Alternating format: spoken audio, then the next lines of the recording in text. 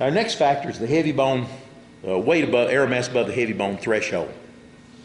Now, this is down at number 12 on the list only because it doesn't mount the hill of beans on the soft tissue hit.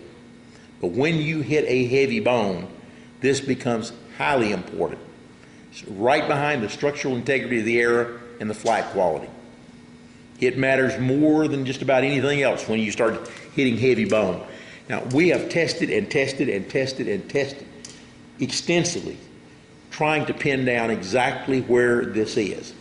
And it's somewhere around 650 grains, and it's very, very close to that. It is definitely above 625. So it's somewhere in that frequency, right in there. Now, a lot of people misinterpret that. The heavy bone threshold doesn't mean that if you get to 650 grains, your air is going to go through the heavy bone every time. What it means is I don't care what broadhead you choose to use. When you reach 650 grains, there's going to be an abrupt jump in the frequency of breaching that bone. So if you have a really poor performing bone broadhead, it might only penetrate the bone 8 or 10% of the time below threshold. And when it reaches that threshold value of weight, it might get up to 16, 17%. Your very, very best broadheads reach 100% when you're above heavy bone threshold.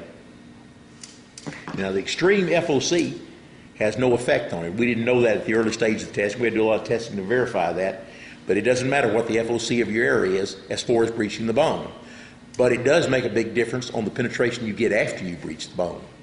So if you're breaching the bone, then the FOC comes into play again. But as far as getting through it, has no effect at all. The other interesting thing is that impact force has very, very little effect on it. In other words, you can take an arrow and shoot it at low velocity and high velocity, a below threshold error, and there's very little change in the frequency with which it will breach a heavy bone. What matters is the amount of push on that bone.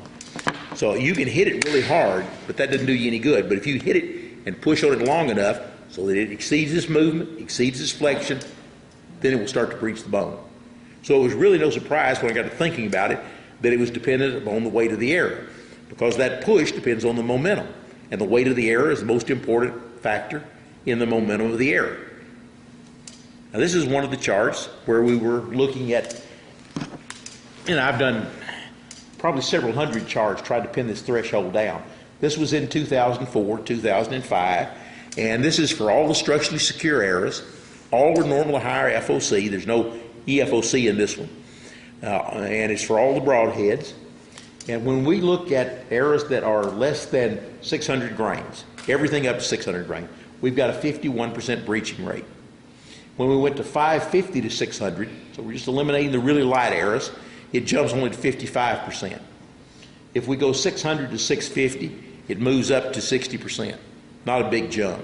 But when we move to 625 to 700 grains, there's a 21% jump in the breaching rate, all the way up to 81%.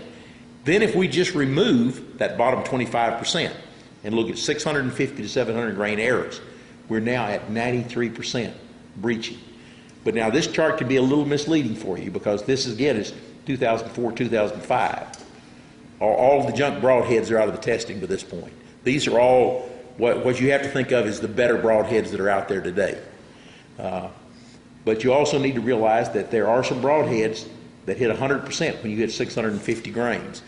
And that did not seem to depend on single bevel or double bevel, but on the mechanical advantage of the broadhead. When you reach a mechanical advantage of 2.6 or greater, that seemed to be the break point. Everything that was 2.6 and more breached the bone 100% of the time when the arrow weight was above 650 grains. Now, the one thing you see with the advantage of the single bevel is below threshold, it does have a higher bone breaching rate than a matching double bevel head. So you're getting some benefit of that single bevel even when you're below threshold. But when you get above threshold, all those, and I think just about all of the single bevels that are out there now are reasonably high mechanical advantage, and you can get through those heavy bones quite well.